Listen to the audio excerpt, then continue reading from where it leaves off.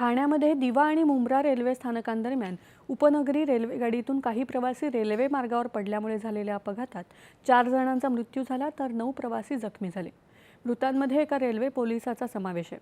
मुख्यमंत्री एकनाथ शिंदे यांनी अपघातात गंभीररित्या जखमी झालेल्या रेल्वे प्रवाशांची ठाण्यातल्या ज्युपिटर हॉस्पिटल तसंच छत्रपती शिवाजी महाराज हॉस्पिटल इथे भेट घेऊन विचारपूस केली।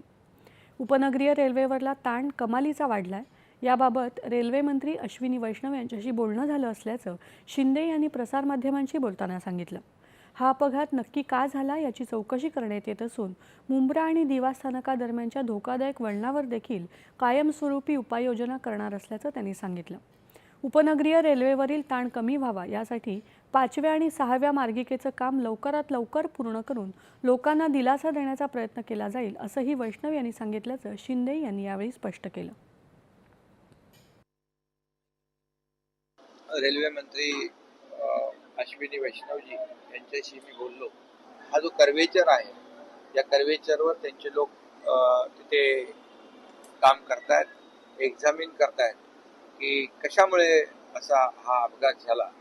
आणि मला वाटतं अपघाताचं जे काही कारण असेल ही अपघात पुन्हा होऊ नये यासाठी स्वतः रेल्वे मंत्री आणि त्यांची सगळी टीम अतिशय सिरियसली काम करते। आणि त्याचबरोबर त्यांना मी ही विनंती केली की ज्या आपल्या फ्रिक्वेन्सी आहे, ज्या ट्रेन्स आहेत, सर्व्हिसेस ज्या आहेत त्याच्यात देखील आपल्याला वाढ कशी करता येईल या बाबतीमध्ये देखील ते काम करतायत। आणि त्याच राज्य सरकारकडून मृतांच्या वारसांना 5 लाख रुपयांची मदत जाहीर केली आहे, तर जखमींना देखील परिस्थिती पाहून मदत दिली जाणार असून सगळे उपचार सरकारच्या खर्चातून केले जाणार आहेत।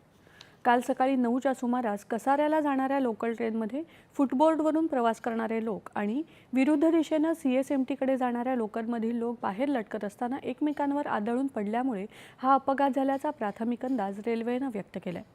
2 गंभीर जखमींवर ज्युपिटर रुग्णालयात उपचार सुरू आहेत, तर अन्य 7 जणांची प्रकृती स्थिर आहे।